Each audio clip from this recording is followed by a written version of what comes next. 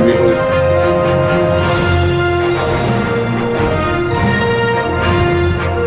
Are we live?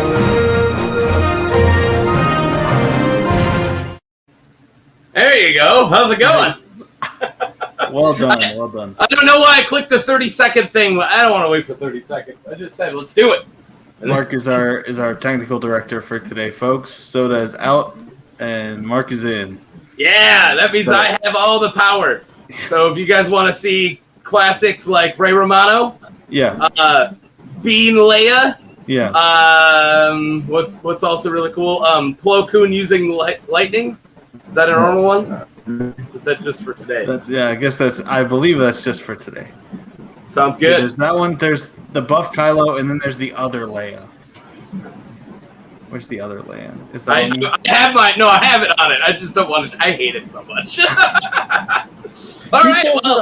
He pulls it off. Off to a good start, everybody. Welcome to Let's Talk About Star Wars, the show where everything's made up and the points don't matter. That's right. The points are like,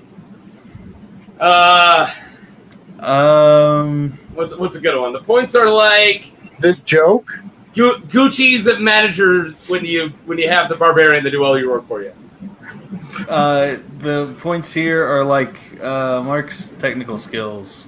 Yeah, they definitely don't matter. Well, they matter. They're just not there. They matter way too much today. That's true. All right. Well, today we got as my co-pilot, we have the amazing Spooky Evan. How's it going, my Chewbacca? It's good. It's good. I just got back from Disney this week. I was at Galaxy's Edge. It was great. I flew to Batuu. Fantastic. Went to Black Spire. That's awesome. Great time. Yeah. Fun. So, yes. And we're joined below by the amazing, scruffy-looking Nerf herder. How's it going? It's going great. How are you doing, Mark? Taco? You can call me Mark. I'm okay with it. I'll just call him Mark. This is actually my 4th podcast today. And when you contacted me earlier, like, hey man, we starting? I was like, yeah, just getting off of the only time I went to go outside today, and then I had a shower, and then I ran in. So yeah, we're good. I had to see the sun a little bit. It felt good. Little 10-minute bike ride. All right, we have a really, really long and awesome show ahead of you guys, so we should not wait.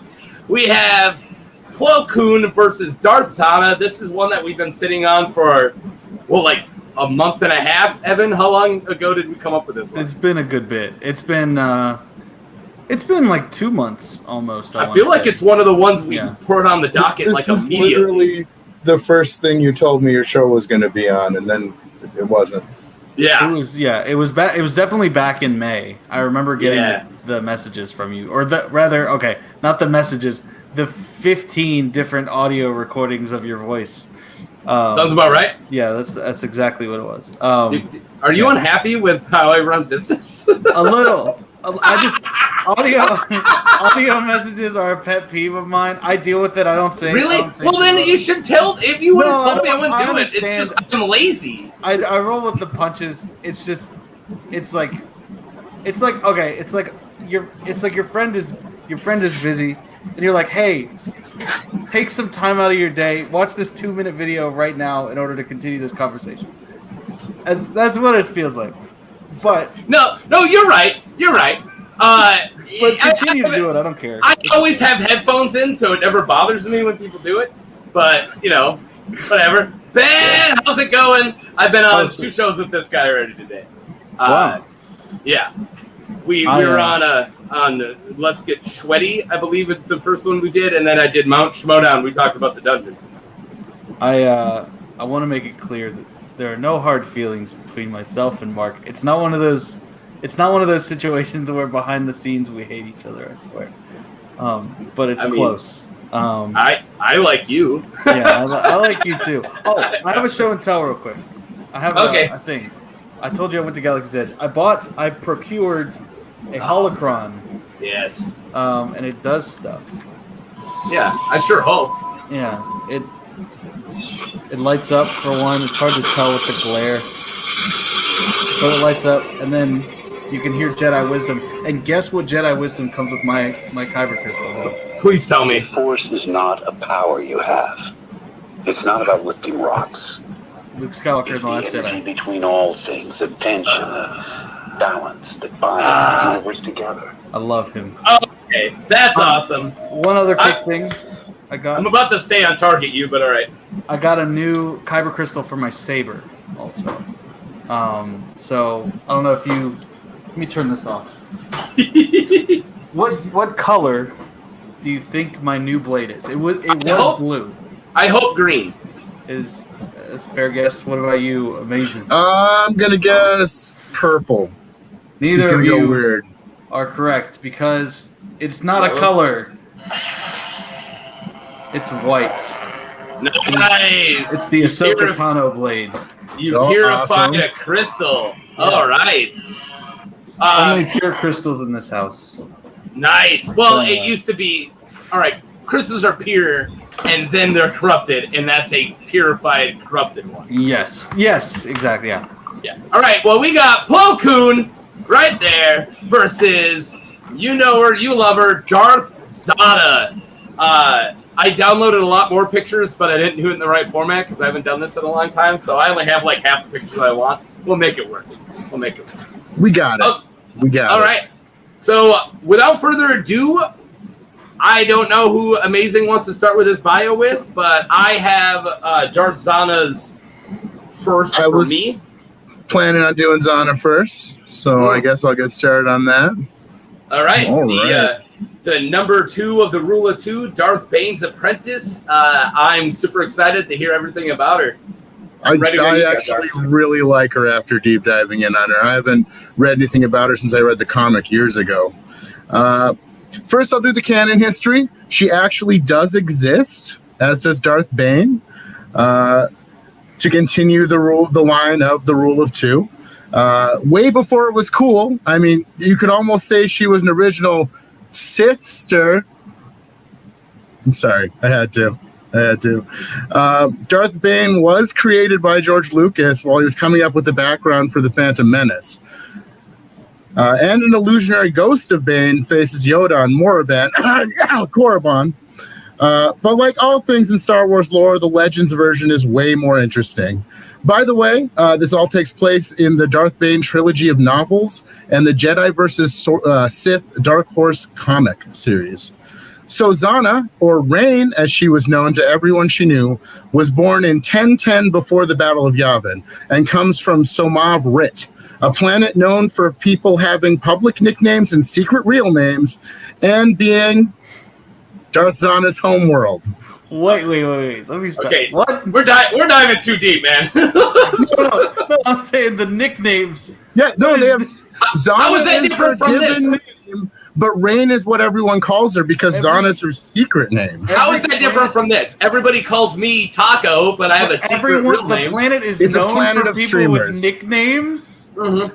That's their culture. That's like the one thing about their culture. They all use nicknames and not their birth names. That's where we're headed. That's where everyone's going to streamers. names. Zannah was the first streamer. Yeah. All right.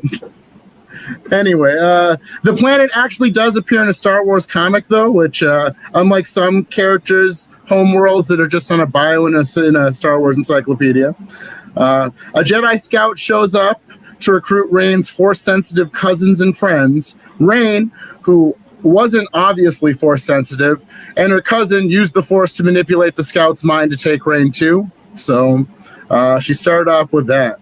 Of course, as any good military does, the recruits were transferred to the frontline world of Rasan, where the Army of Light was battling the Brotherhood of Darkness. I will let you guess which side is the Sith and the Jedi in this conflict. The Army of Light versus the Brotherhood of Darkness. I'm the Army of Light, dude. I'm feeling Army of Light. Well, all right. This is Darth Khan's Brotherhood of Darkness, so I wouldn't call them Sith. They call them crappy. But anyways. They conquered a bunch of Sith worlds, at least. They're the only people we rated as D. He's the only Sith we put as D on our tier list, is Lord Khan. Yeah. Anyway. So Rain's transport is, of course, shot down, and she spent time making friends with the locals, these green flurry ball floaty tentacled aliens. Yes. I'm going to call them tetherballs. I know They're they're called called bouncers. Bouncers. Do you want to see a picture of one? Yes. Sure. All right. Well, hey, let's get to the scene I'm about to show up, and then I'll show you. But he said it. I don't want to give away any spoilers. Keep going. So Rain reveals her force potential while she protects her friendly tetherball from a force storm the Army of Darkness was cooking. Meanwhile, a bunch of tetherballs go crazy and start driving Jedi around them insane with like mental force assaults. So a group of Jedi come across Rain's tetherball and kill it. And then Rain, I believe I worded this perfectly, takes this poorly and applies some bad touch force chiropractic techniques, snapping their necks. Yeah. Darth Bane happened to be wandering by after having managed to. Darth Bane happens to be wandering by after having managed to get the Brotherhood of Darkness to suicide and kill the Army of Light in the process. Found Rain and offered her training and power. Zannah, dropping her nickname because everyone who knew her were dead, accepted. Humorous aside, Bane made Zannah find her own way off planet. She tricked her way onto a family-owned transport, almost had second thoughts, and then recommitted to the dark side by killing the family and taking the ship. She is 10 at this point, for the record. 10 years old. That's some George R. Martin young people, horrible stuff happening too. That's what that reminds me of. All right. So, on the desert world of Ambria, which is actually another Tales of the Jedi world, Zannah was trained in Sith sorcery by Bane. Bane sent Zannah on various missions because he had very obvious dark side eating armored parasites all over his body, so he couldn't very well get around in public. The obelisk armor, yep. She stroked political dissidents and caused trouble for the Republic. She sought Sith artifacts and secrets. She even backstabbed a recruit for his Sith secrets. She made a deal with him, brought him to Bane along with his cadre of assassins, let the assassins in him attack Bane. Bane's like, "Did you just betray me, Zannah?" And Zannah's like, "Look, if you had died, you wouldn't be a Sith Lord." No, just making sure. Eventually, Bane thought Zannah was betraying the rule of two by not striking him down in his prime and letting him grow weak with age. Zannah thought Bane was betraying the rule of two by researching ways to extend his life with Sith magics. So, in the middle of this, Bane is captured by a customs official and sent to prison. So Zannah breaks into the prison to kill Bane. They fight, and they're, of course, interrupted by the plot when the base started one of those just slow enough to get to a ship self-destruct sequences. Zannah and Bane then reunited on Ambria and had their final battle. In the last moments, Bane tried to transfer his mind into his apprentice, but she won the battle of wills, and Bane died, though some aspects of Bane were forever imprinted on Zannah. She then took Darth Cognus, Bane's replacement apprentice, for her, and continued George Lucas's Rule of Two, wherein the Sith would only be a master and apprentice, live in shadows, wait, plot, plan, do nothing, relax, take some vacays for 1,000 years before they do anything about the Jedi and the Republic. Maybe the Emperor was just a really bad Sith. Like, he did a lot. Everyone before him didn't do very much. He's like, I'm going to do a bunch of stuff. I said last week that the Rule of Two Sith are overrated. All right, I said it last week. Compared to other Sith, they kind of don't do much. I think Zannah and Bane are really freaking cool, but yeah, then until you get to Sidious, 1,000 years. Man, Plagueis is cool. So that is Darth Zannah with possibly some of Bane's personality imprinted on her. And she continued the Rule of Two. And she was a total badass Sith sorceress. Yes. Should we move on to Jedi Master Plo Koon? Unless Spooky Evans got something to say before we move on. I'm just listening. I'm having the thread spooled out before me. I'm just absorbing it. It's going to be a fun one. All right. This is great. All right. Bring on the Keldor. Oh, by the way, never mind, the Utapowian. Second alien, or the Powan. The second alien that we've ever covered now. Hey, wait. Let me ask you a quick trivia question. No, you said Powan. You were correct. I want to know what two sentient species exist on Utapow. There's the Powan. Oh, I know. I know what they are. I can't name them. But aren't they like furry, freaking weird looking things? No, I just need to know the name. I don't know. Utai. And the Utapowin. Yeah. There you go. I've seen them. I believe they're playable in the Fantasy Flight games. They're the little fueling creatures, the little fueling guys that tend to Obi-Wan's ship on Utapau. Oh, yeah. Yeah.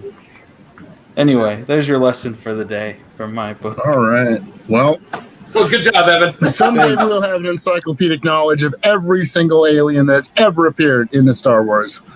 Anything. Yeah, and that I can get a cool sign like Gold 2 or something. I'm just going to get face tattoos of every species. Yes. Right. You would not Very be allowed small. at public Very Star Wars small. match tapings. Did Star Wars Post Malone. All right, go ahead. All right. So, Kloon. And all the Jedi of the... Wait. Plo Kloon? Plo Thank you. Koon. Yeah. All right, this is a guy who calls Coruscant Corsicant, even after That's I my made fun of him for Corellian years. accent, Mark. It's my Corellian accent. Well, we're not part of the dual sons here, man. All right, keep going. All right. So Plo Koon and all the Jedi of the Republic era throughout the Clone Wars, I just want to mention, are found across a ton of comics and novels. In particular, much of the Legends stuff I'm about to cover is found in the 1998 Star Wars self-titled comic, Star Wars Republic comic, and the Star Wars Clone Wars comic. And he's also found in a whole bunch of other comics and books. So first off, Plo Koon was born on the planet of Keldor, or the Keldor homeworld of Doran. Not some unknown world known solely as the birthplace of a character. As a Keldor, Plo required a rebreather to survive in normal human atmosphere. Oddly enough, humans could breathe on Doran atmosphere fine. He also needed goggles to keep his eyes from evaporating, probably due to the high amount of atmospheric helium his people evolved in. According to Legends, he was taken by the Jedi Order as an infant, coming from a line of Force-sensitive Keldorans, trained on Coruscant, and Coruscant. Sorry, I'm not saying it right with my Corellian accent. And trained Evan, can you check the chat really quick? Oh, yeah. Here, I could put that up I'll there, too. just show you. Oh. That's all. Oh, Kloon. Anyway, where was I? Needed his goggles. Taken as a Force-sensitive Coruscant, trained as a Padawan by the Wookiee Jedi Master Tyvoka. Yes, I said Wookiee. He was a close friend with Qui-Gon Jinn, Mika Giet, we'll talk to that about him later, and Master Abdi Mundi, the Syrian Conehead, you know, those guys. Kiadi Mundi? Yeah.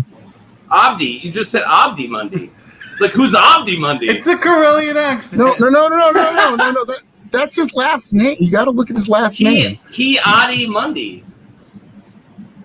I'll come back to this. I'm gonna play the nerds thing at myself if I try to correct you one more time. And his niece Shakun, who was also a Jedi Knight among many others. Apart from being a Jedi, Koon studied his people's ancient Baran Do Force tradition of mainly seeing the future that his own people practiced. They're awesome. Moon's story really picks up when he is a knight accompanying his former master, the Wookiee Tyvoka again, Qui-Gon and Obi, and a few other Jedi, when they try and negotiate a peace between Stark's pirates, the Trade Federation, and the Republic. This is one of those Darth Plagueis, Sidious's master, manipulating everything behind the scenes setup. Suffice to say, Tyvoka blocks blaster fire with his vital organs instead of his lightsaber, but the Jedi do manage to protect a Republic force of aligned system militaries. It's not like a Republic Navy because the Republic doesn't have a military, but it was a whole bunch of system militaries that one of Tarkin's relatives was leading against the pirate horde of this Stark character. Before the Clone Wars, Koon had many adventures, like sabotaging a cooking competition to save a hostage. Yes, he sabotaged a cooking competition to save a hostage. I feel like you're ingredients. stretching the bio out a little too much if we have time for a cooking competition. That's all I'm gonna Who say. else has competed in a cooking competition in the Star Wars universe? We're 20 minutes in, man. We gotta That's his move. entire All right. legacy. All right, almost there.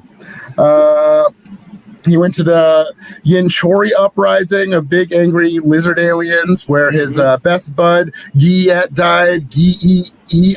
It's a Giiet. Yeah, Micah Giet is just how they say it. It's just dawning on me that we should one day do a versus with Shaggy. You know Shaggy. Oh yeah. The Clone Wars micro series. He's literally designed to look like Shaggy Rogers. Oh yeah. He gets killed by freaking General Grievous when they're all covered in the stones, and he looks like Shaggy. It's amazing. Just like a D tier Sith. We got to get him versus. Yeah. I got one. Yeah. We're good. We'll grab one of the rule of one Sith. Yeah. He trained 2 Padawans. That's at least recorded. Bulgur Swan and Lissark. Although Lissark is Trandoshan, that I think only appears in some Star Wars Encyclopedia or magazine, so she doesn't really matter. He found Ahsoka Tano and brought her to the Jedi Academy, and eventually was elevated to be a master on the Council. In the Clone Wars, he leads many sorties as a Jedi General, taking care to treat his clones with respect. He fought at the Battle of Geonosis at the start of the war, several other cool battles, including one where he jumped his fleet in between a Separatist fleet and a planet, the first time that was ever done. Of course, everyone who has seen the Clone Wars cartoon can recall the amazingly boring episode where he sits in a escape pod after discovering Grievous' super weapon. Love that episode. That's fucking awesome. Come on, he survives in the vacuum of space. That's the one where he gives like his best line ever. Yeah. He survives in the vacuum of space and pushes away an entire starship. No, that is a very cool part at the end. Clone says clones were meant to be expendable, and he says, "Not to me." All right, Yeah. I'll skip my next joke then. All right, okay. All right, I'm going to show the most badass picture of him just for that.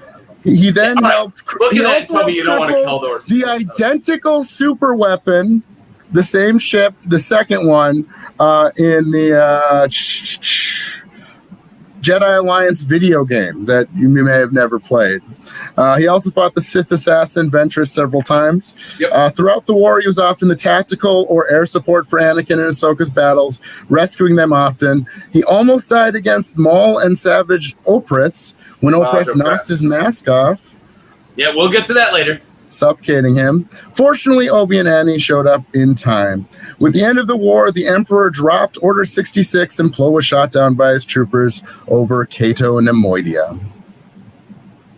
Rest in peace. I could have gone through every single one of his encounters in the Clone Wars, but most of it was him sitting there going, I think Anakin and Tano can handle this. So I think I covered. It's funny because I'm pretty sure you brought up the only things I'm going to bring up when it comes to like his battle stuff. So that actually worked out really perfectly.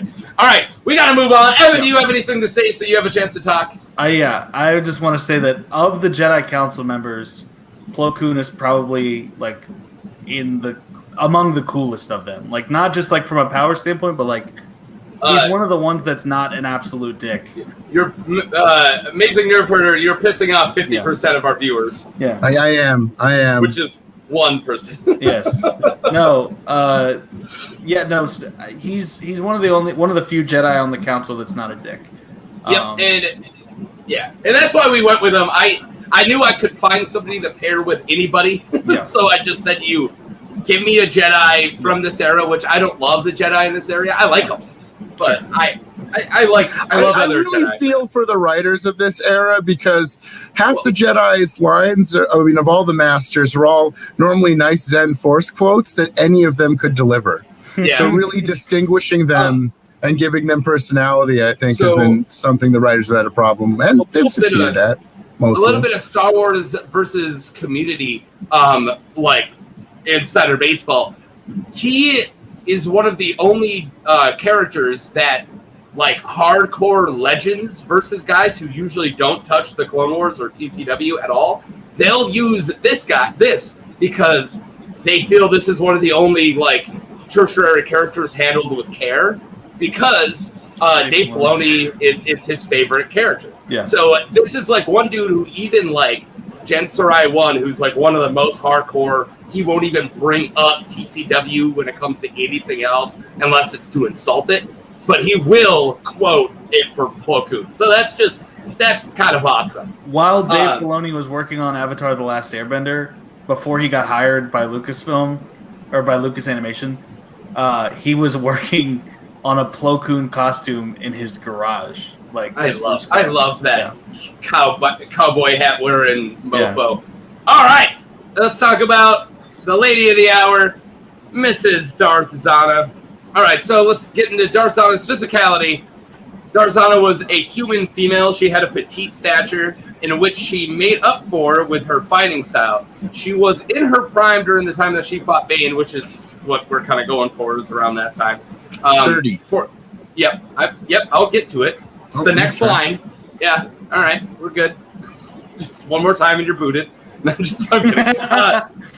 She was in her mid to late 30s. See, it was literally the next thing I was going to say. She honed her speed and agility to make up for her lack of size and strength. She would rather dodge stronger opponents and meet them head on, described as having the body of a gymnast.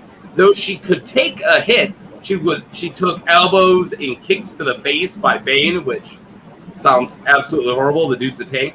And suffered broken ribs in still fighting. Though she did show signs of those injuries, but it didn't hinder her, like she still fought. Though tougher than she looked, she was not on the level of most Sith, including her master Bane, who was a hulking, pain-worshipping behemoth. But yeah, so I'm just going to say right now, she made up for her weakness, but her weakness is she's not super strong, and she probably can't survive a lot of pain or a lot of hits. But she made up for it with being able to dodge and all of her maneuverability and dexterity. So there we go. There's Darth Zannah physicality. Anything before we get into Plo Koon? No? All right. Plo Koon is the largest physicality thing I ever wrote. So deep breath. Take a drink of my stout. Here we go. Plo Koon was a Kaldor Jedi from the planet of Doran. Kaldor were a tall race, ranged in colors from peach to brown to dark red. Considered an ugly race due to their weird faces. They also had 4 fingers instead of 5. That never gets brought up, by the way. No one ever talks about that. It always just gets overshadowed by the weird freaking vagina faces. But they had 4 fingers. Okay, I'm just saying. We always move past it. They come from a technological planet of Doran. Due to the atmosphere, they breathe helium, causing them to have to wear masks in oxygen-rich atmospheres. Plo's mask was a proven vulnerability in combat. Proven when Savage Press removed it during the duel. I have a picture of this. I don't. All right. I thought I did. All right, moving on. He ripped his mask out. I really thought I had a picture. All right. All right. Keldors had natural use of telepathy due to a special part of their brain, and this was only enhanced by his Jedi training. And Plo was an old man, contemporary of Qui-Gon Jinn, though not confirmed. I would put him into his early to mid 70s by 19 BBY, which is when we're pulling this to talk about that. For Keldor standards, he'd be considered elderly, but thanks to his Jedi training and his strength in the Force, that was far from the case. He has taken a beating by Savage Press. He survived an avalanche brought on by Saj Ventress. And he got a broken arm, and then Ventress freaking, kicked it.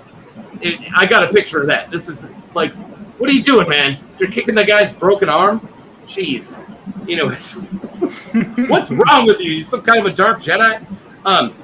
So he was not vulnerable due to his age. He has enhanced himself with superhuman levels of strength and dexterity, going toe-to-toe with the juggernaut of Savage Press, being able to match saber locks. There you go. And on many occasions, he was force sleeping and running Though not stated, if any Keldor can do it. What?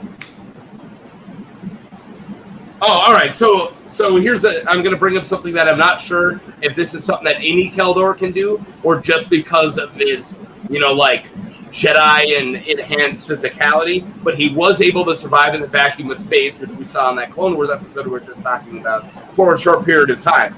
So I'm not sure if that's a normal Keldor thing. I have a note on this. Okay, I understand the breathing part, but the vacuum is what I'm getting at. I have a note on this. Okay. I just watched a Clone Wars behind the scenes of this very episode where that is revealed. Dave Filoni said that they got away with it because the excuse is that he's an alien, not because he's a Jedi. So it was because of his Keldor physicality. It's not because of his Jedi training. But still worth noting, even though I'm sure we're not going to set this fight in vacuum of space, right? Okay. Yes. But if we did, yeah, he's got it. He's got the upper hand. All right. Overall, a solid fighter, and only real weakness was his mask, which has come up. Doesn't mean that's Savad. Doesn't mean Zannah's going to do it. Probably Did you not. pick up his eyes? He has to wear goggles too. Here, I got pictures. What's the reason? I'm saying, like, what? He's essentially blind. He's blind in oxygen-rich atmospheres without the goggles. It literally says their eyes will start evaporating. Yeah. There's maskless. Yeah. And then there's the badass. Yeah. And Every also, one of these aliens without masks, they always end up looking like the Predator.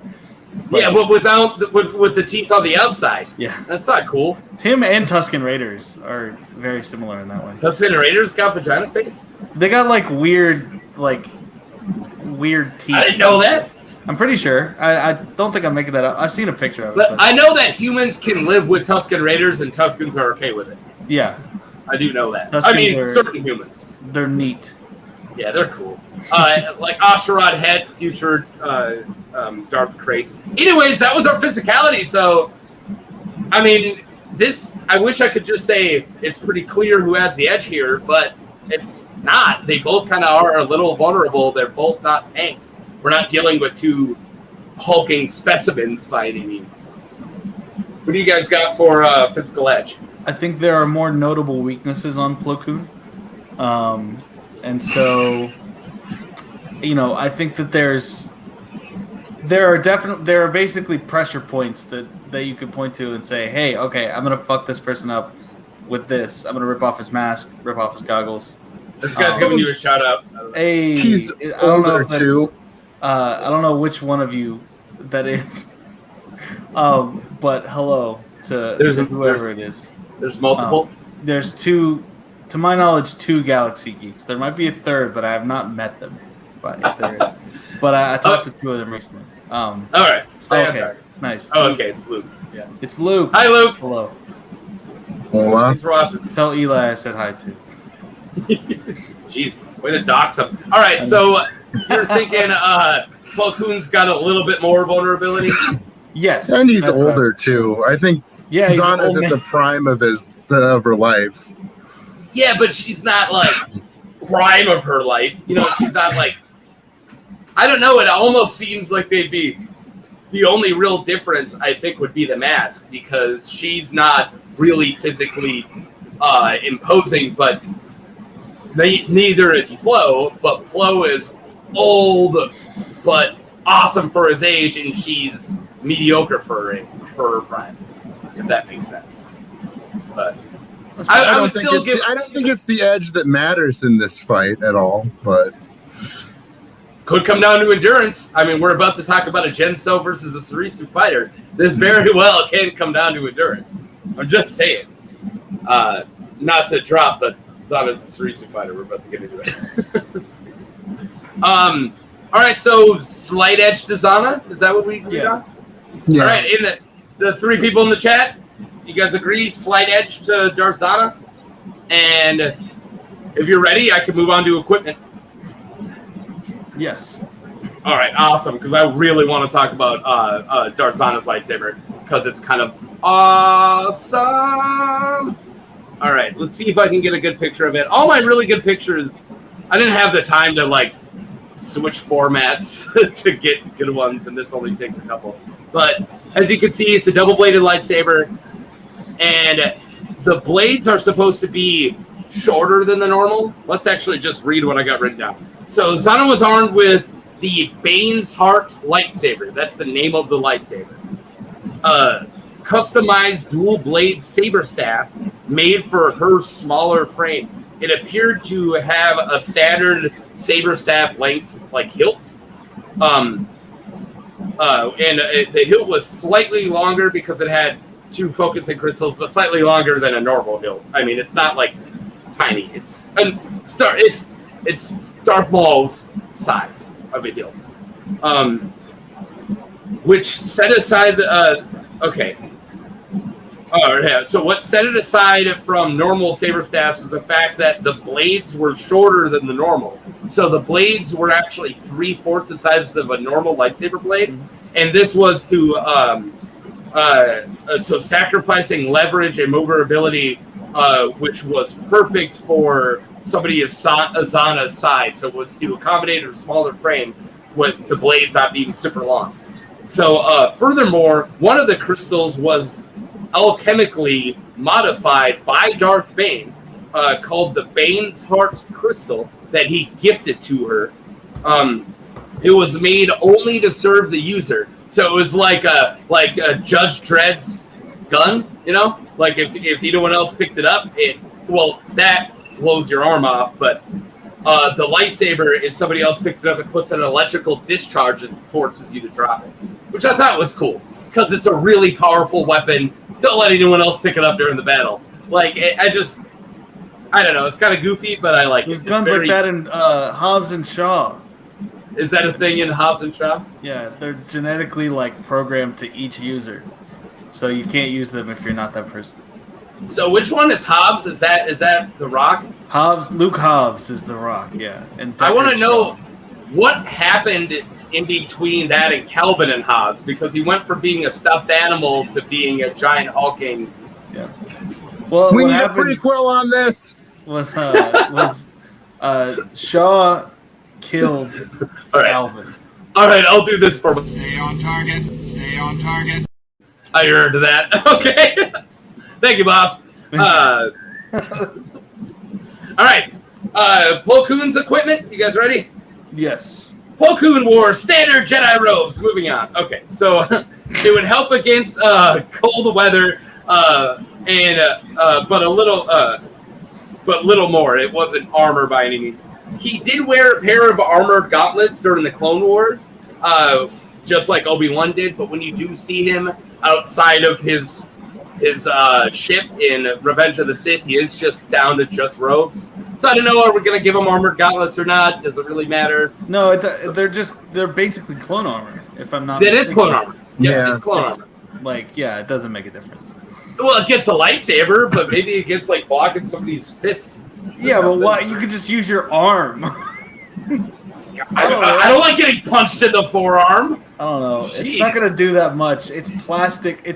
What is it? Plastoid? What is the... Whatever it's It called. looks But yeah, more you're right. intimidating.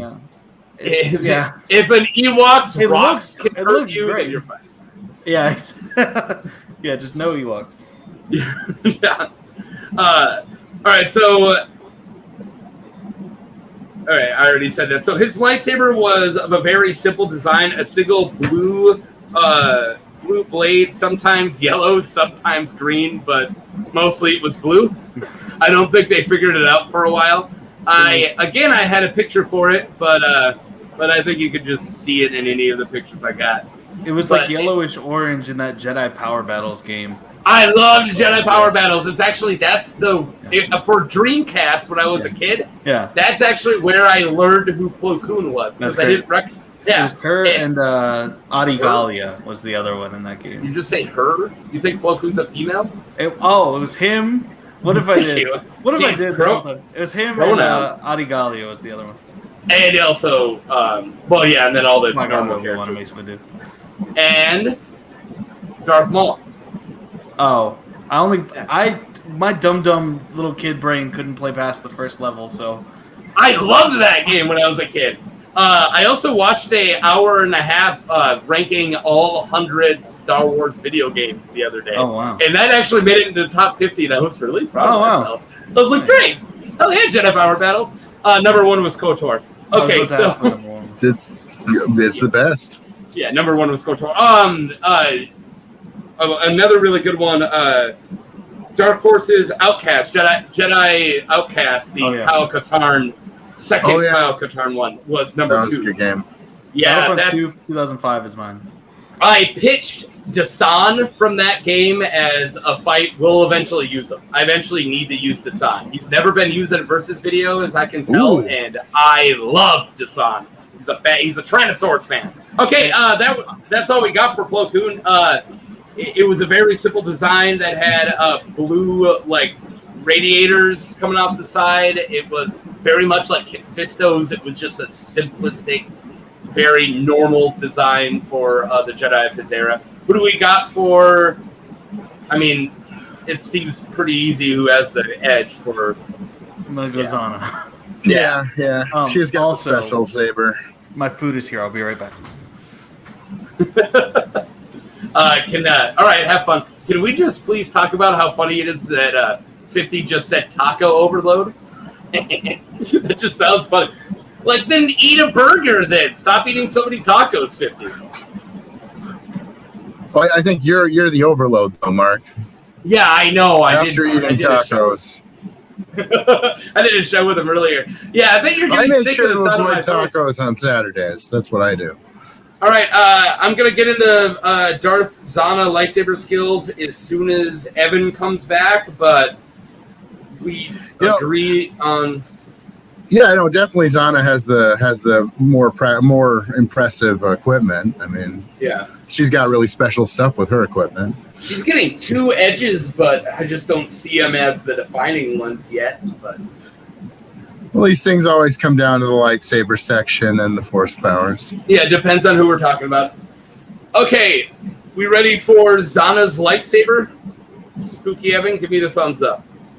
All right, that wasn't a thumbs up yet. I didn't know what anyone was saying before that. I said, give me the thumbs up, and you're like, yes.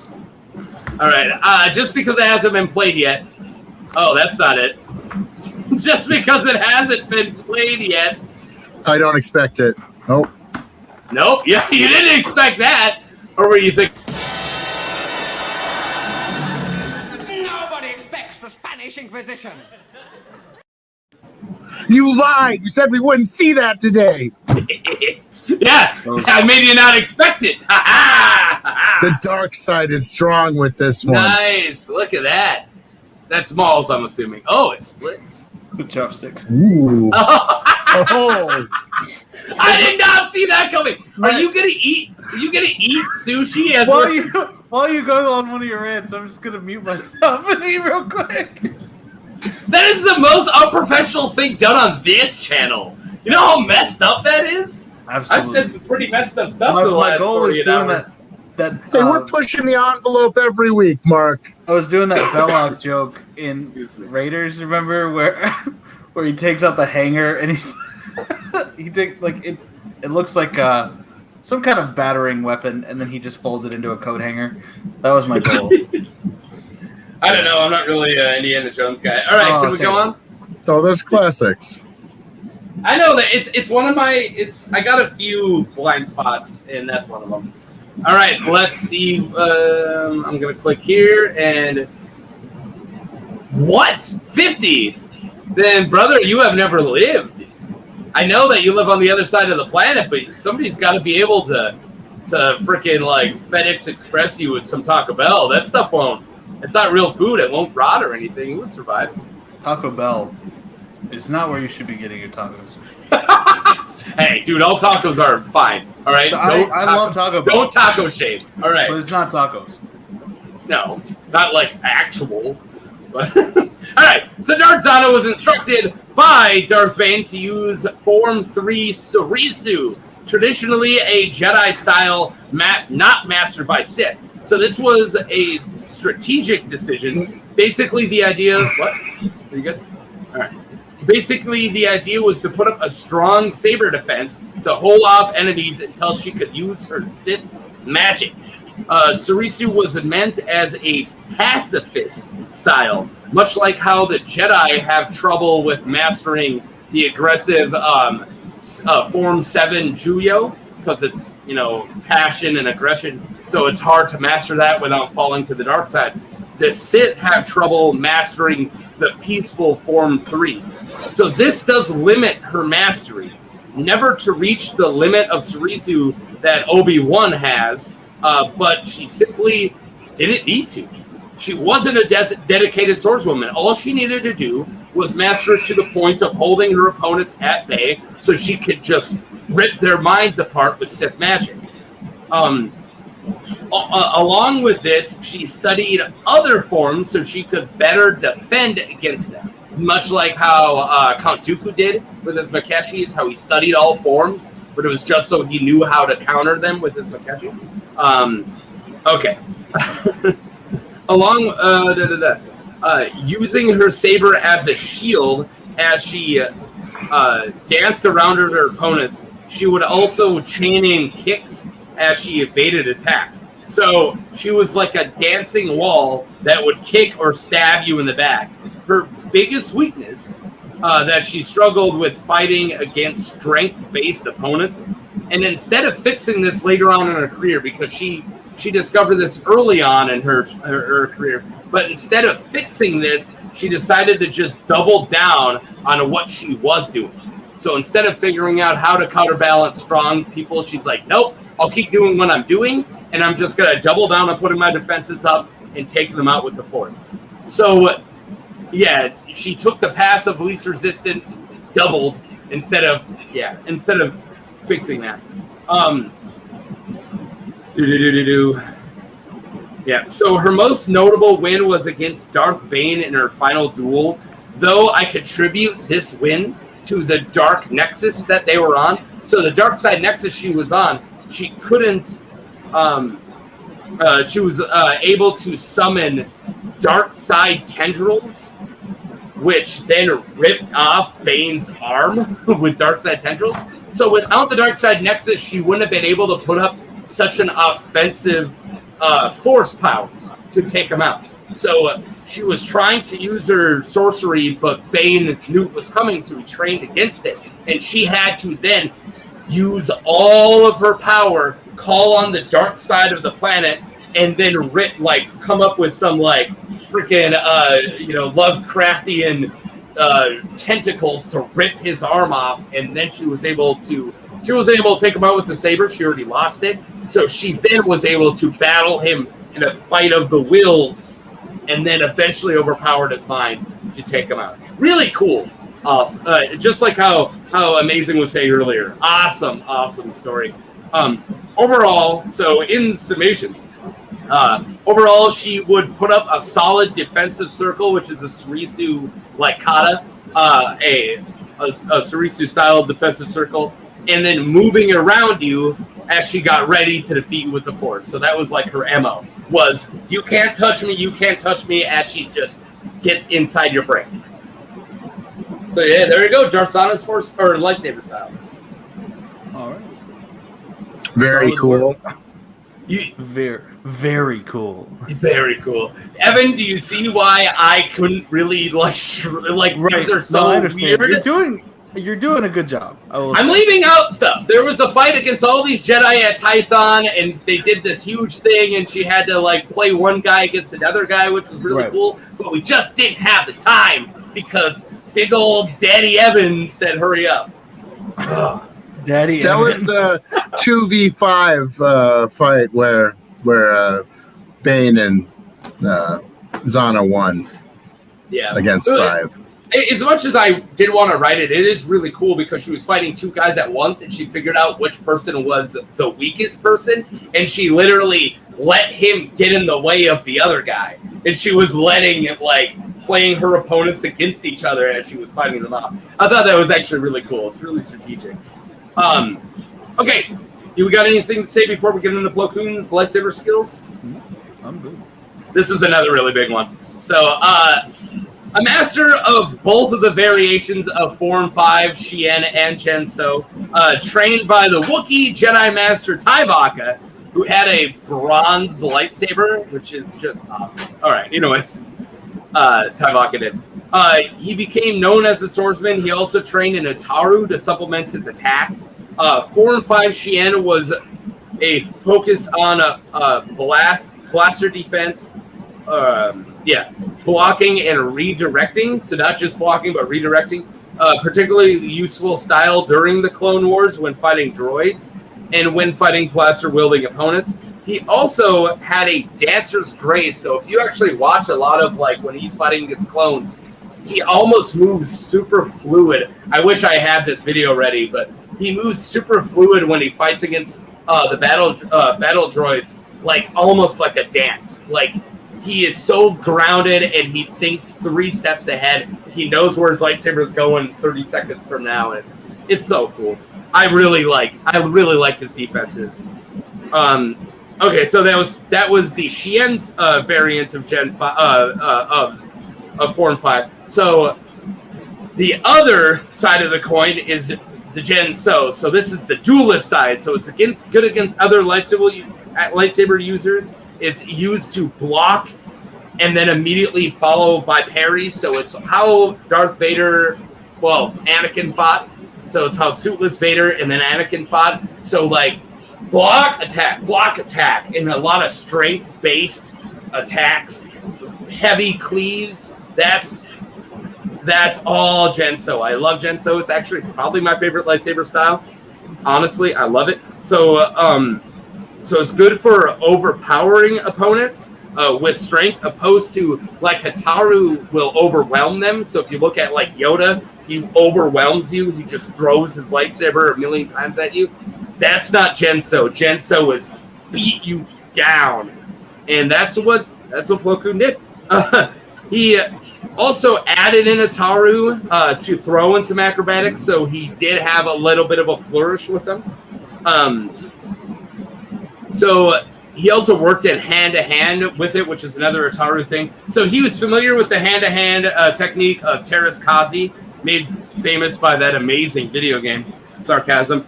So as Matt brought up, as Amazing brought up earlier, I apologize, Amazing. He did train Baltar Swan, and Baltar Swan was famous for being a hand-to-hand combatant. And Micah Gia had trained her first and started her down the path of being able to be a really good hand-to-hand combatant. And it was Plo Koon who took her the rest of the way. So it's more of a fan speculation that he had to be really good in hand-to-hand if he could teach somebody to be really good in hand-to-hand. It's not stated anywhere, but it's stated that he taught her it. So one would assume that has to be trained in Teräs Käsi if he teaches it. So he was seen using it himself against thugs, beating them down with his fist. He has shown lots of grit when fighting Ventress with a broken arm, which I do have a picture for. I had one picture where it actually just shows him fighting, but again, this is when he's being kicked with the broken arm.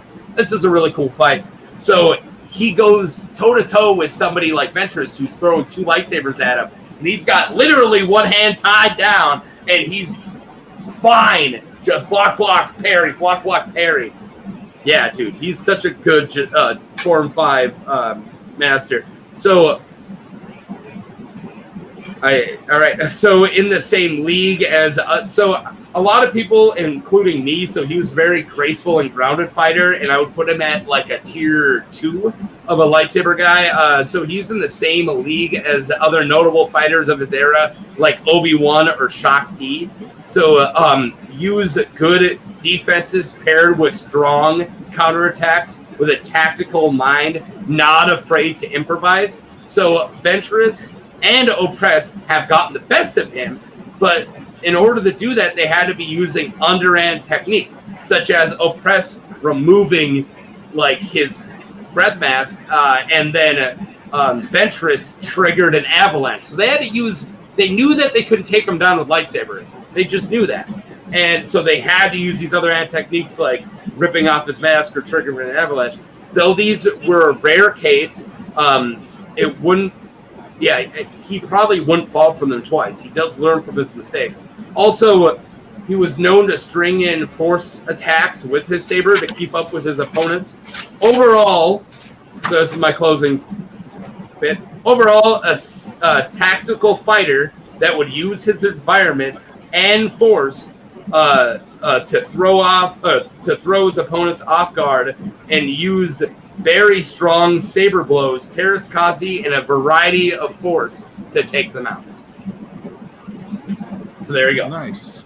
And a little last note, Darth Maul specifically said that if he ever had to fight Plo Koon, that would be his number one test of his skill. He considered Plo Koon his, test. And that's why Savage fought him instead when they all fought. Because he's like, I'm not ready for that yet. Savage, you got this. Oh, that sneaky Darth Maul. Mm-hmm. My main man, Maul. All right, there you guys go. There's the lightsaber skills. We're almost there. We're not doing too bad. We're just at an hour. We just got Force after this. So who do we got for lightsaber? Giving it to Plo Koon.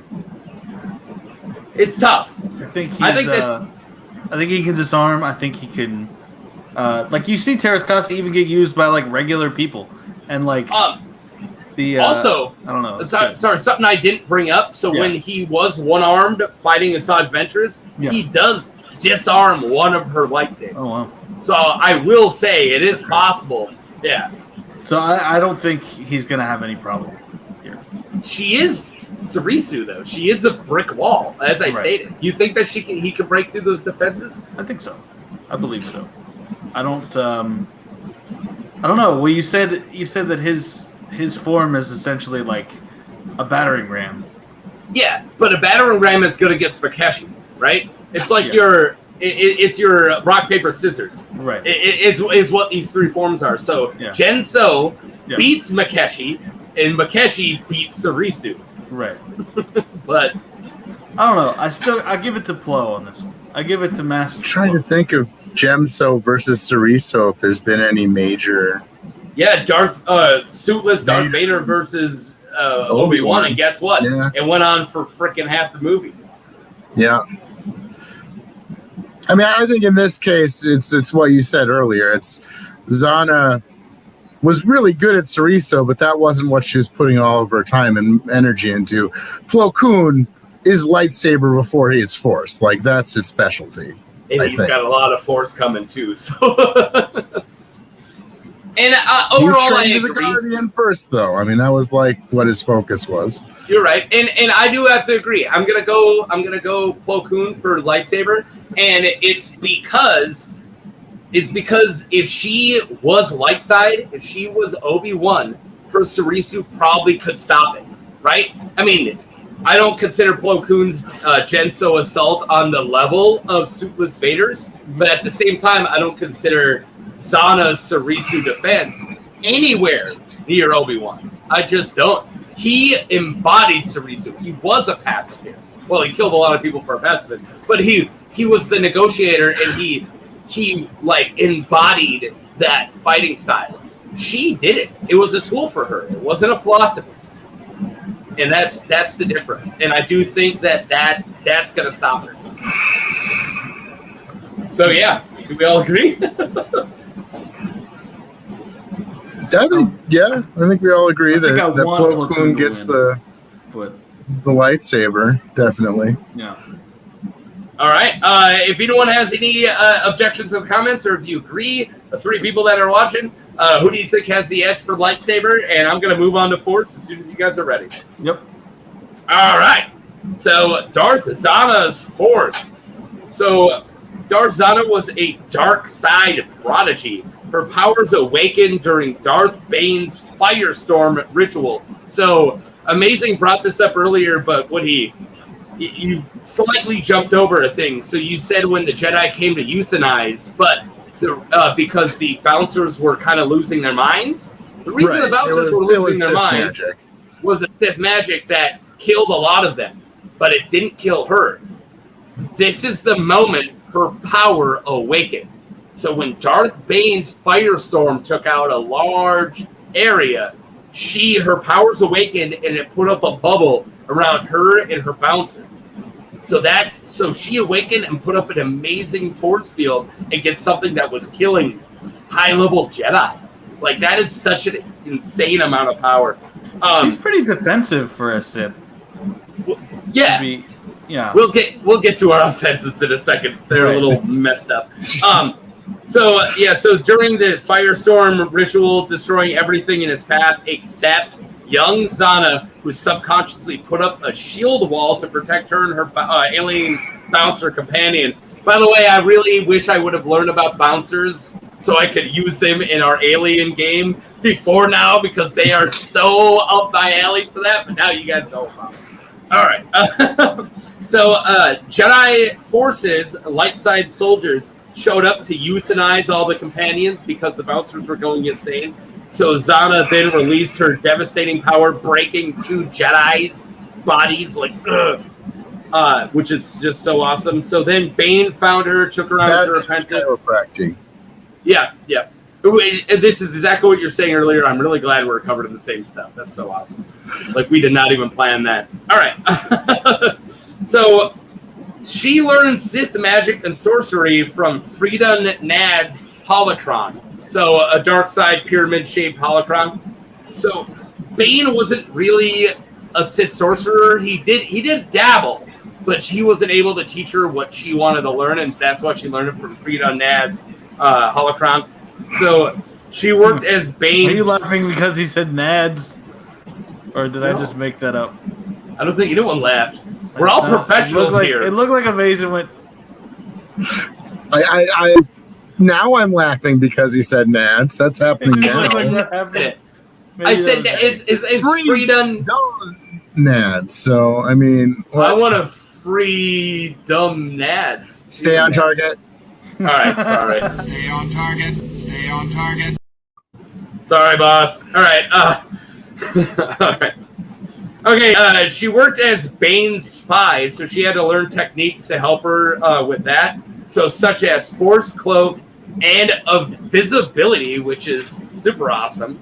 Not a lot of people learn that one. That's really cool. I believe Mara Jade Skywalker figured that one out too. So, along with mind tricks and manipulation, so more than just like, these are not the droids you're looking for, but subtle mind tricks, almost like seduction or like things like that, of like mixing in your mind tricks, like with your speech, like a very, very fine manipulation of the mind.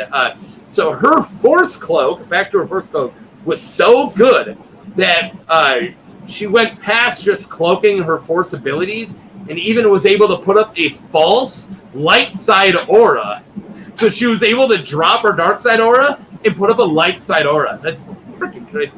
So, we got a note coming in from our producer. All right, sorry. Sorry, just geeking out so much for like this. Like, she's able to put up a light side aura.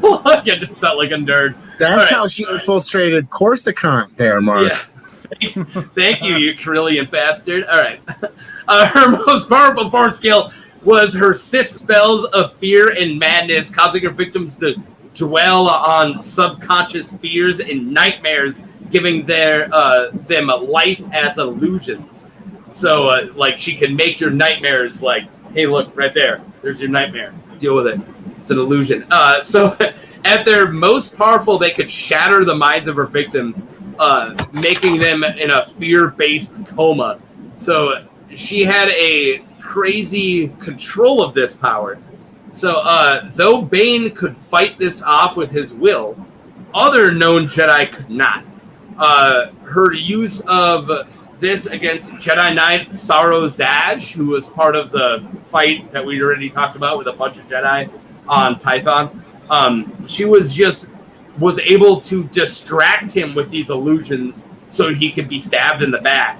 And other than fully breaking his mind, but using his nightmares to just throw him off. So she could play it at different degrees.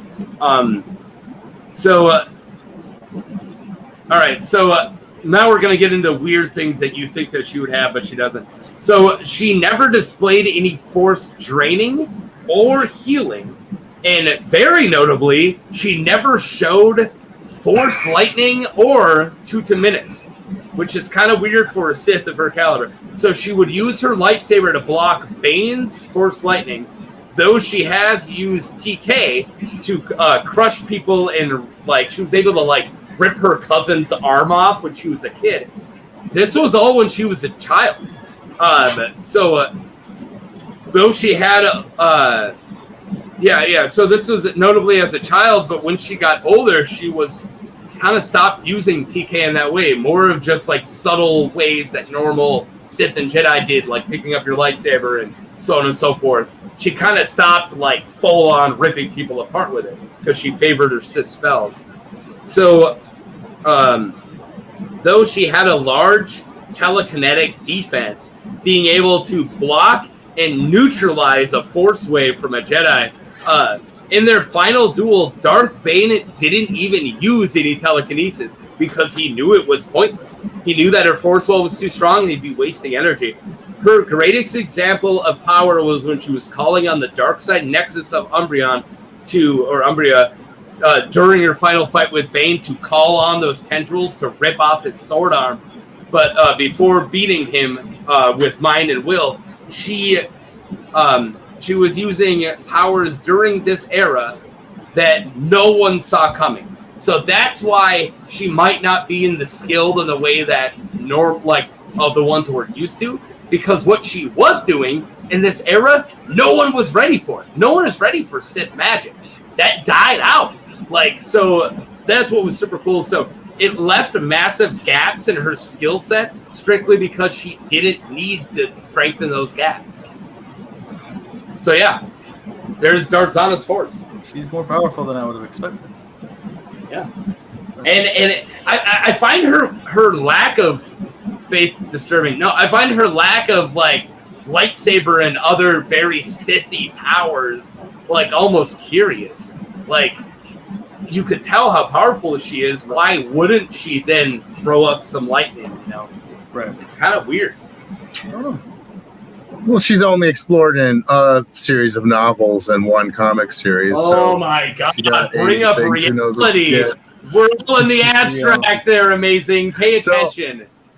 I think I mentioned it in her bio, but in order to escape the Jedi, she made someone go insane because they just killed 5 Jedi.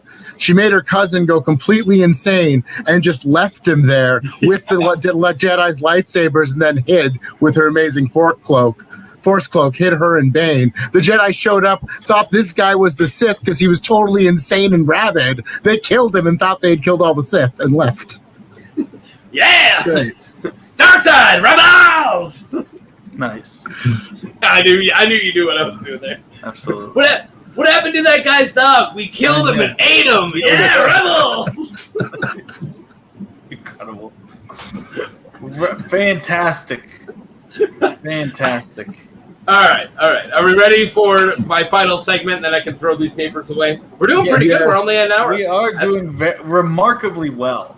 You Oh, probably think this is going to be like 3 hours or some shit. You were like, dude. it's the longest thing I've ever written. No, it's fine. So, it's good. So you're saying that you didn't see this coming? Nobody expects the Spanish Inquisition. All right, I had to do one more. It ain't right. It ain't. You guys need to get the dead parrot sketch. That's the next one we need to pop in.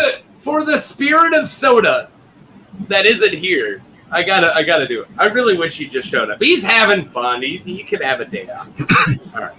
All right. So I now know what it's. I now know what it's like to live his life because he does as many like every weekend that I've done today. Like, it's crazy. Oh my God. All right. I've literally lived off Truly all day. That's all like I've had. I've just been drinking Truly fruit punches. All right. So Plo Koon's Force. Are you ready for the weirdest set of Force for a Jedi? Plo Koon is so cool. Is everybody ready? Yes. Plo cool. All right, so Plo Koon's Force.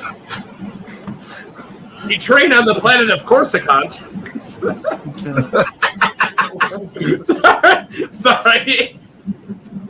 All right, so Kloon trained as a Jedi Guardian under the Wookiee Jedi Master Tybaka.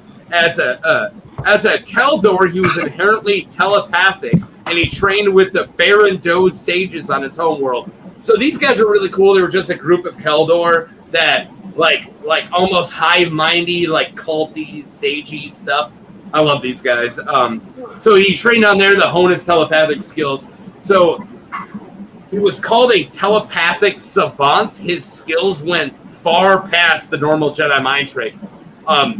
Being able to probe minds and find information during the Stark Hyperspace War, he used his telepathy along with his niece, Shakun, to communicate with Jedi across half of the galaxy, and a feat that few have ever done. So he literally matched his telepathy with his niece and talked across the galaxy with the Jedi Council. Which That's is Sprint, awesome. baby.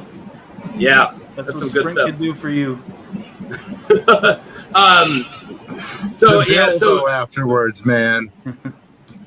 Also, so a really cool thing, I don't know if I have this written. So when it comes to probing minds, he was able to probe the mind of Pirate Stark, that the Stark Hyperspace War was started to become. He was able to literally, from great distances, break into this dude's mind and then talk to the Jedi Council and just tell them his secrets. Like that. So when you talk about like Kylo Ren like having to do this up to your face to rip stuff out, Plo Koon could do it on a ship at orbit without you even knowing about it, dude. His telepathy is nasty powerful. Like, it's so crazy. All right. Is that an alien thing? Do we think? So it is inherent for them, but not at this level. It's the idea that plus training with the Baron Doe sages with the Jedi was able to just push it. Right. Yeah. So I'm sure it would be a lot harder for a non-Keldor, but it's not like any Keldor could do crap like that. Right. No, sure. That's some crazy level of telepathy. Okay, so I'm gonna take a breath. All right. So also during the Stark Hyperspace War, he did use force healing to heal soldiers, which actually broke a lot of the I don't want to say nationalists, but the xenophobia, the pro-human racism that was going on at this time, of the fact that he was an alien that was healing all these soldiers and actually like did a lot of good for like public image of Jedi and just for aliens in general. He had the standard amount of force augmentation, just like I'm gonna move on from that. He just had the normal Jedi force augmentation. So just like his telepathy, he excelled in his telekinesis, throwing combatants during a fight, even breaking Ventress's force wall, which he had a pretty awesome force wall. And as we see in TCW, in the episode that Amazing Nerf Herder just hates for some reason, of him being able to throw a ship while he's under the vacuum of space, which is just awesome. And he's also able to throw a spider droid just casually, a pretty decently sized droid. So he had some unorthodox force powers, and this is where it gets cool. So such as alter environment. So during battles, he was able to bring in fog to hide the position of him and his allies. Along with this, he had his own form of force lightning that he called electric judgment. So I got a picture of this, which I played earlier, but it is just a really, really cool picture. But so he had his own style. So he ended up using it once, and he got called upon the council because they found out, and they're like, "Hey, kind of doing some Sithy stuff. We don't really like it." And he goes, I did not use any fear or passion or anger when I used this lightning. And they all kind of got together and they said, we don't care. You're not going to use it. And he goes, no, I'm sorry. No, this can be used as a tool for good. And I am not skating the dark side while I do it. No powers are inherently evil unless you use them evil. Which, besides Kyle Katarn, he's like one of the only other Jedi I know that has that philosophy, which is really cool. It's like, no, if I'm using them to rip my enemies apart, sure, it's Sith. But if I'm just shocking them, not using my passion, not trying to destroy them, it's not. And yeah, that's Plo Koon's so cool. I actually I got such a new love for Plo Koon during this episode. All right, so Electric Judgment. So it wasn't as strong as Force Lightning, and I'd assume that's what kept him to succumbing to the dark side, is that he didn't use it to that level, right? If that makes sense. So if he did use it, like unlimited power, he would probably fall or get closer. Use it on people? Yeah. Yeah. What else? Like cats? Like what else do you think? Well, like droids. Oh, it's like torturing animals? Using that on droids a lot. Small animals. Did you torture animals with it? He only tortured animals. Come on. With the light side. There was no anger or fear about it. After Plo Koon died, they searched his property and found a shed full of dead loth cats. I thought you were going to go way darker, and I'm glad you didn't. Okay. All right, moving on fast. All right, stay on target. All right, so he also was credited using Tutaminis being able to stop Force Lightning to a point, of course. I don't think that he could stop, like, Darth Bane's Force Lightning. But again, not going to come up because Zannah doesn't use Force Lightning.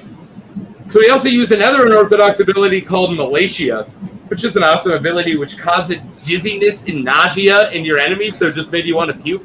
So another person who used this was Opa Rancisis, the beard-facey serpent Jedi. So that's Malacia. Malacia is cool. He can give people malaria. Yeah. Did I say malaria? No. Oh, god damn. I thought I pulled an amazing and just completely used the wrong word. All right.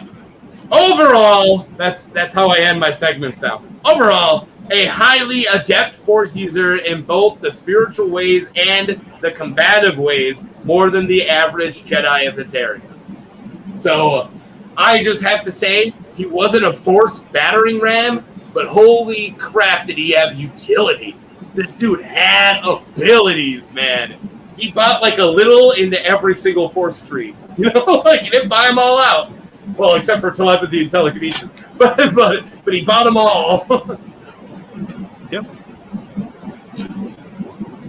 I like the alter environments power. That's cool. There's not too much of that in Star Wars. Yeah, I'm glad they brought that into the Fantasy Flight role-playing, is they finally brought in alter, because like it's so rare. And when I saw it, I was like, cool, like 2 people use this.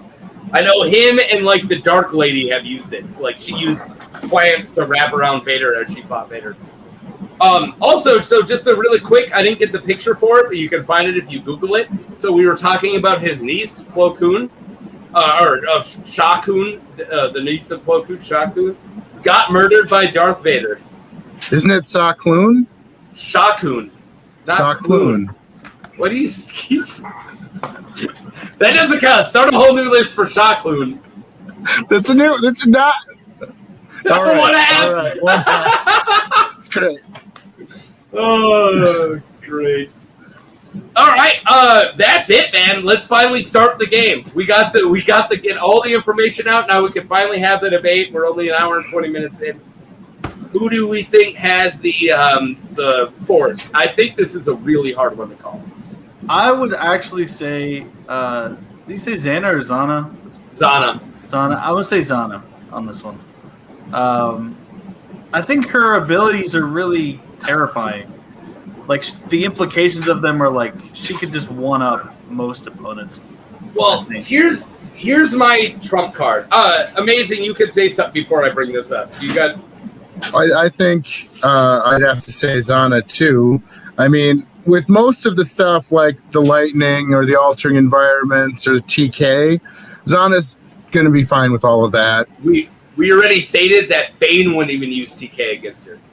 Like, because you knew how strong, so I agree with that. And if you can block Bane's lightning with your lightsaber, you're going to be able to block Electric Judgment with it. Like, that's not even a problem. I think it really comes down to Plo Koon's telepathy versus Zannah's mind-wiping insanity stuff.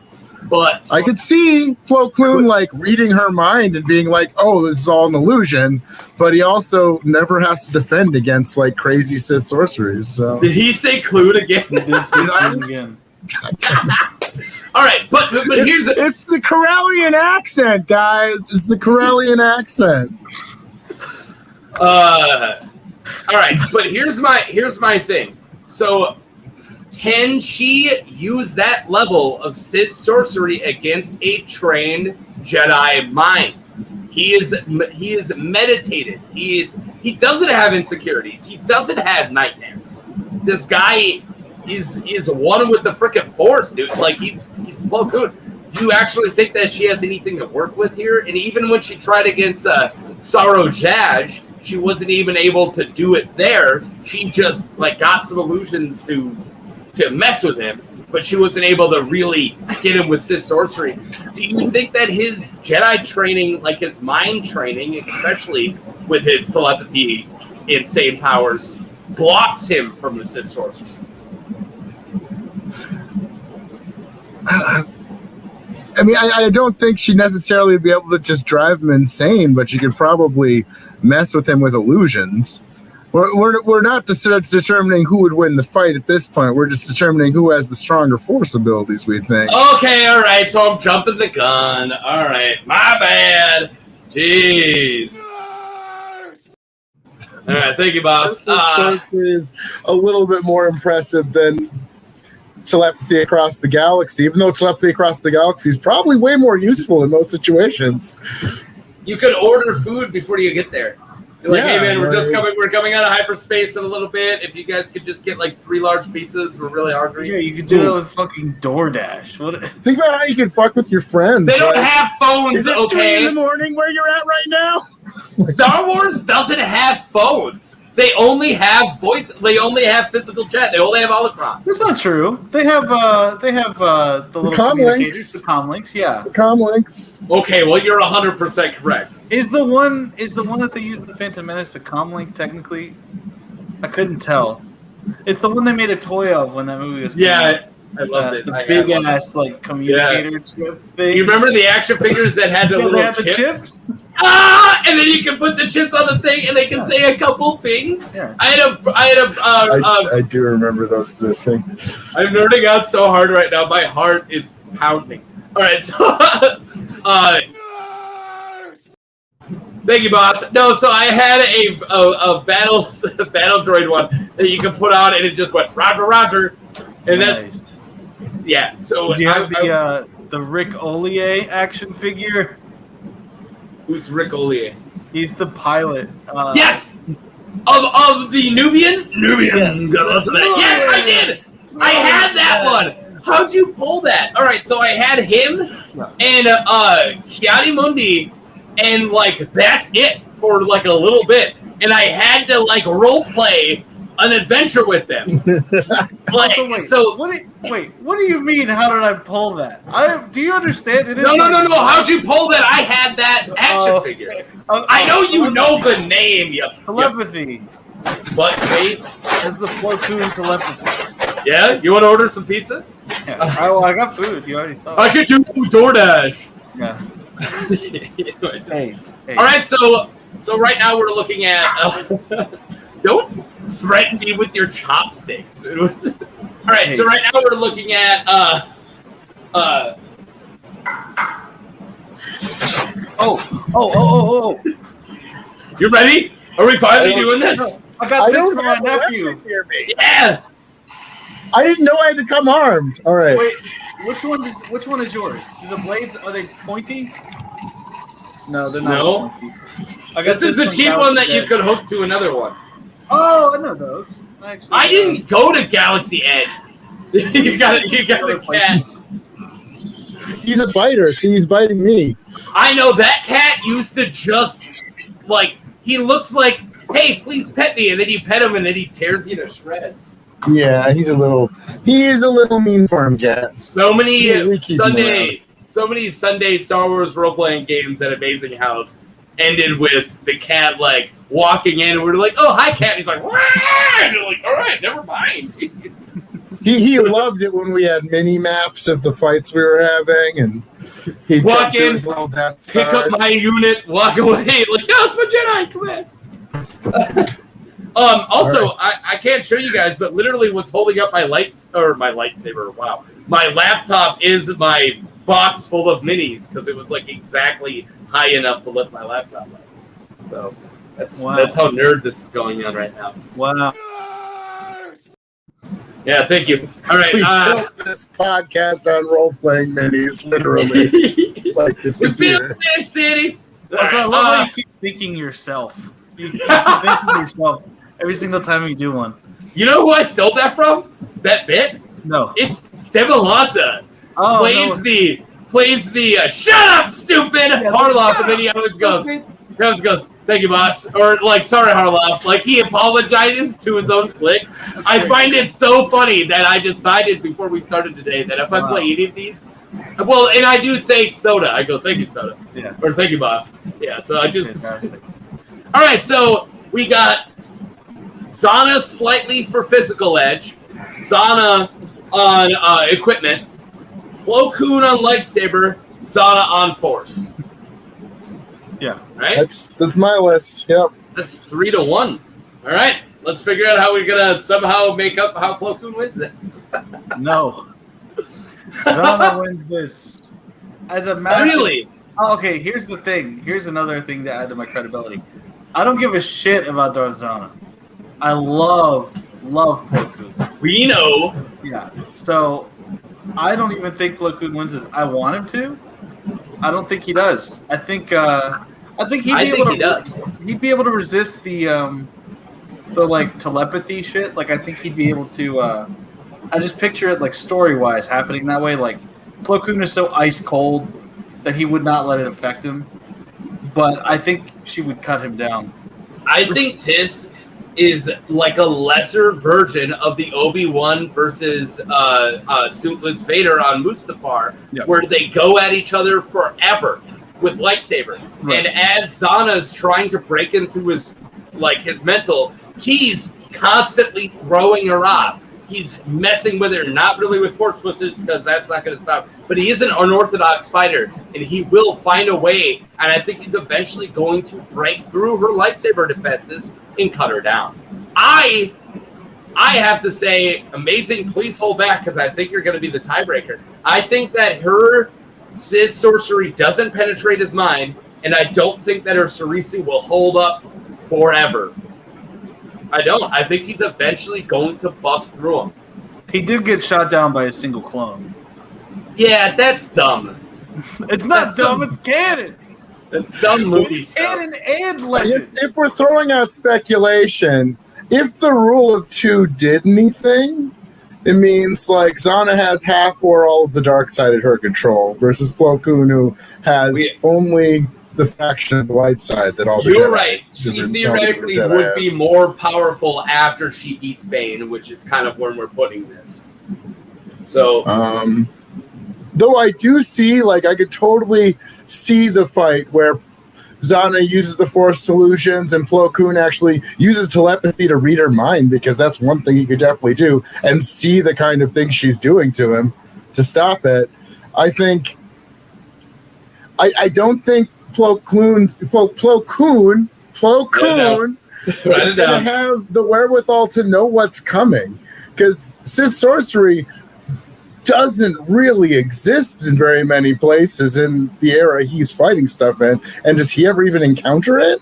Like, the only times I can think of are like Mace Windu does in an episode of Clone Wars, kind of fights some Sith ghosts, kind of. There's and it fights against the Witches of Dathomir. The Witches of Dathomir, which I would think, what's her name? Lady Tulsin? Mother Tulsin. I think that she would be messing using with your brain during a fight. Sorcery, Canonically, do you know who kills Mother Tulsin? Grievous. All right, cool. No, I was gonna say, yeah, cool. They're great. No, I know it. I'm not. I know that. That's not in the movies, man. I know that. But if you were like, but what voice actress played her, then I'm like, shut up. I don't know. Like, that's what you beat me on, all right? You got these little tiny things. I'm good on overworld stuff. So though, I feel like you have to bring things up like that just because you feel so like small compared to all my knowledge. That's not why. And you just have to pick me apart. I'm like, hey, let me explain all this Force stuff, and you're like, yeah, well, which pilot did this? I wasn't trying to make you feel smaller. I like trivia. If you couldn't tell, I like trivia. I know, I'm giving you shit. I just thought that was really funny, so I just say it. It was great. I know. I think that you think I'm eventually going to be a Star Wars competitor, and I'm just not. No, I don't think that. It's not going to happen. All right, I'm not going to join this. I'm not going to join your. I agree. Your little club of Jedi. I'm a gray Jedi, dude. I'm not joining the council. Fuck a gray Jedi, boy. Fuck a gray Jedi, boy. All right, amazing. Break that tie. All right, so anyway, I do think Plo Koon has a shot, but I really like Zannah. I kind of want to go with Zannah. Though she is a one-trick pony, so it does come down to can her Sith sorcery stop Plo Koon? Plo Koon can definitely... No, he only did it the first one. I will say he said Plo Koon. I swear to God, he did both.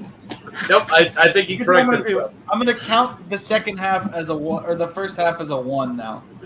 So, here's... Okay. So we're up to 7. Wait. Amazing, really quick. What was Plo's niece's name? Kloon. That's another half. Kloon. Yes. Oh, you guys ever seen that movie Oh Brother Where Art Thou? Mm-hmm. Starring Oh yeah, Clooney. no, that's a classic. RUNFD. Yeah. Starring George Kloon.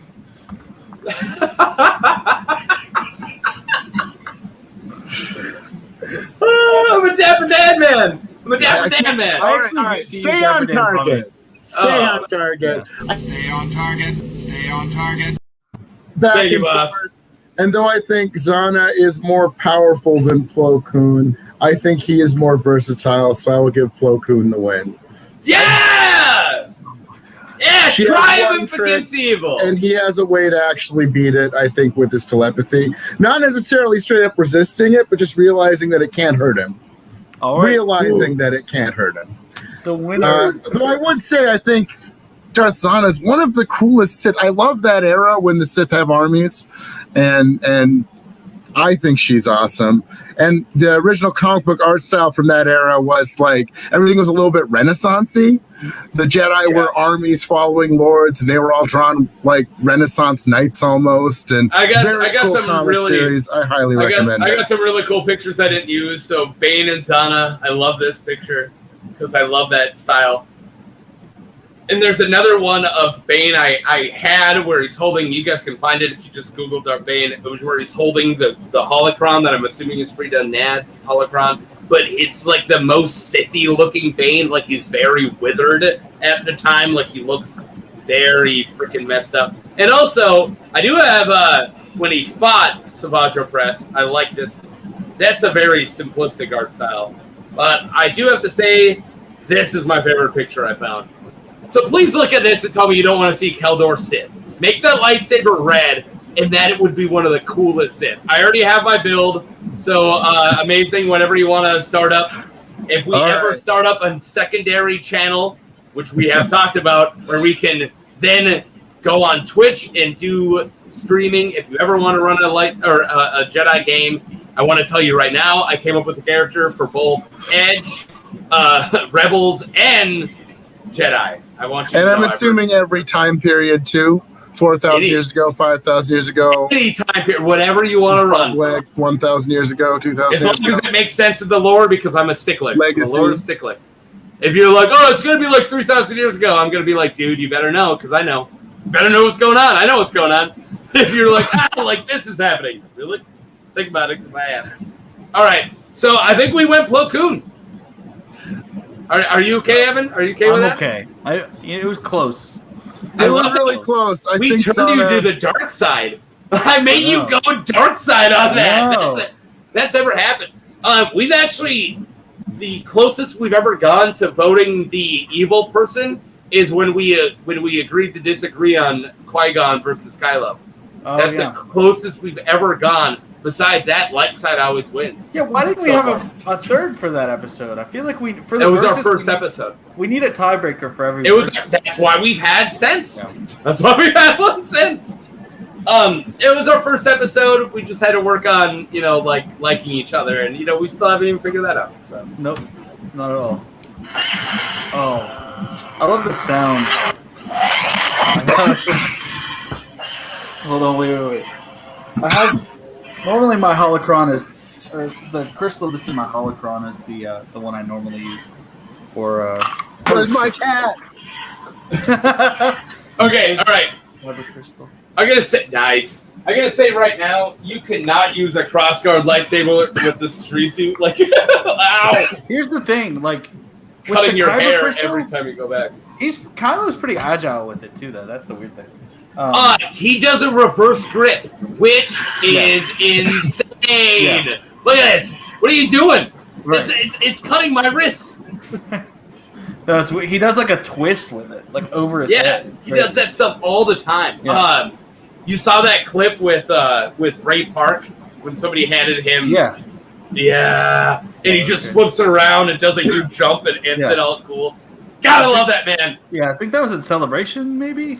I think it was like whatever year, what year Force Awakens came out, but 2015. I wanted to say 14. See, that's why I can't be in the Star Wars. Do you understand for like years I had the date December 18th, 2015 tattooed on my brain? Like it was just there for years. And I know the years of like the normal ones, but that's more of just like the original ones. No, I don't know the days. What day did the first Star Wars come out? Meaning A New Hope? The one in 1970. The first, episode 1. The first means that one's the easy one. That's May 25th.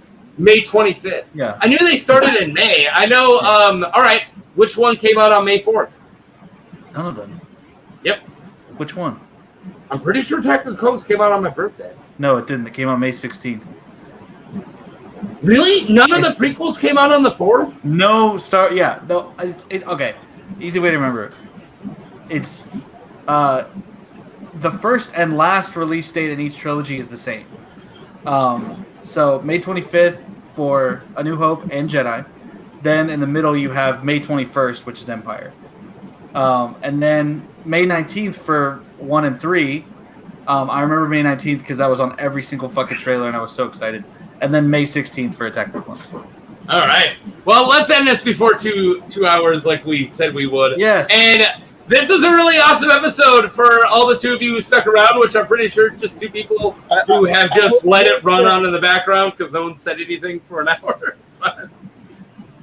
For the record, that is a good episode of the Clone Wars. It's not one of the bad episodes of the Clone Wars. So I'll say that. The crowd turned on you when you said that. Wait, dude. wait. Here's all that really matters. I need to ask you. What do you think of the Mortis trilogy?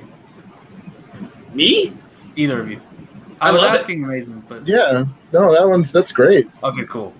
I love Mortis. The Mortis arc is awesome. Definitely. I love Mortis arc. And I like how it got tied into Legends with Abeloth and all that stuff. Yeah. Like I think think that's Abeloth in Legends.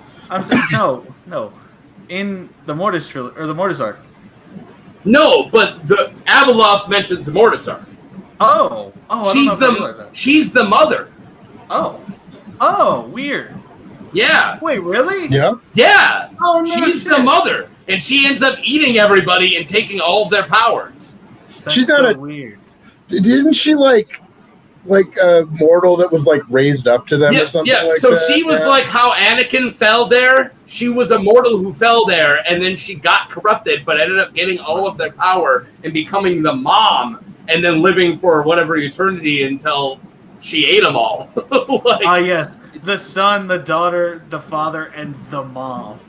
Yeah. The Abeloth, who had a freaky freaking face that she had the Tarkatan freaking Melina for Mortal Kombat mouth, and she's terrifying. The mother, more like the mother-in-law, folks. Hey. Hey, Getting hot in here. Come on. Abeloth. Well, like, no. I had nothing. But like, I'm at a loss. Avalos, there you go. Okay, Avalos, more like albatross around my neck. If you know what I'm saying, I got bad luck. It's an albatross. Avalos, more like my time's up, folks. Thanks. Albatross, more like where can they find you online, Evan? The albatross. Around your neck. Find me. Oh, hold on. I'm gonna actually give you folks my Twitter. Find me here. On Twitter, I'm fairly active on Twitter, and in no other ways am I active. But I post shitty drawings of myself. I'm working on one right now. It's pretty great. They got tiny heads. Okay, Yeah, can I all tell of you them my are favorite funny. one? I didn't tell you my wait, favorite wait. one before. I can't Can hear. I tell you what my favorite one is? Hold on. What's your favorite tiny head? The Kill Bill one, because Okay, it that's says Kill Bill except it's Evan. Yeah. That one made me laugh. That was really cute. Somebody paid me $10 to make that. So, Kill Bill except it's Evan. That's right. It's fantastic. If you Venmo me, or Cash at me, not Venmo. If you Cash at me $10, it's $ Evan Bushcar 1. If you Cash at me $10, I will draw myself as whatever character you want. All right, will you do Leatherface for me? Yes, if you Cash at me $10. I'm not gonna do that. That's okay. I don't trust Cash App. That's okay. You don't give me $10. just force telepath me $10. I don't got $10, man. Look Force at my, transfer me a Bitcoin. This isn't real. These are real pop And figures. that's how Kloon fell to the dark side. Yeah, he couldn't get $10. All right. Telepathy, Bitcoin. Amazing. Do you have anything you want to plug going on? Or No, I'm sure you'll have me back to mispronounce things with my Corellian accent again in the future. So. Oh yeah, the I was- counter was up to 8 total. By the eight, way, Yes. 8 Kloons. 8 Plo Kloon. He to clarify, No. he never said Po Kloon. He always said Plo Kloon. Really? thought was right, yeah. He had to have said Po Kloon the first time. 'cause No, I knew did it say out of that my head once. somewhere. I did say that once. Okay, I didn't catch Thank that. you.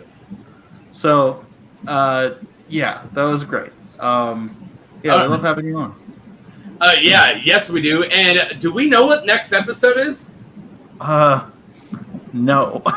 I know. Give me a second. What's next week? Well, I mean, we put the schedule together so long ago, and I feel like we haven't.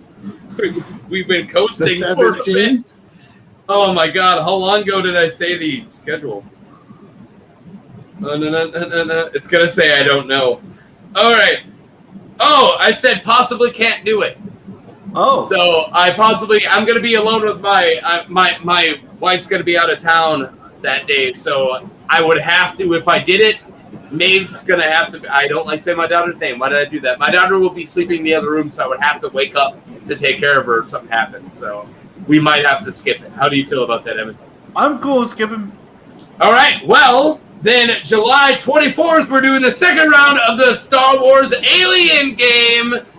So skip it a week, and we're doing my favorite game that we've ever done.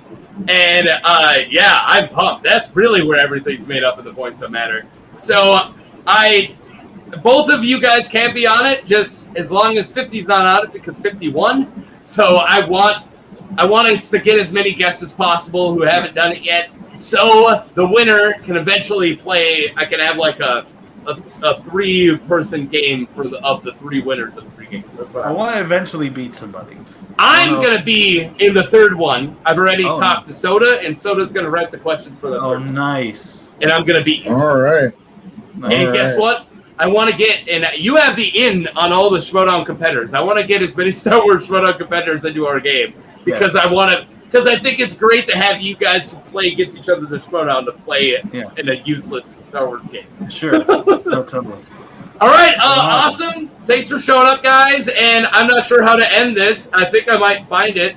Wait. Is there a video we played? Yep. And see you guys later. We are the droids you're looking for. Did I say that too late?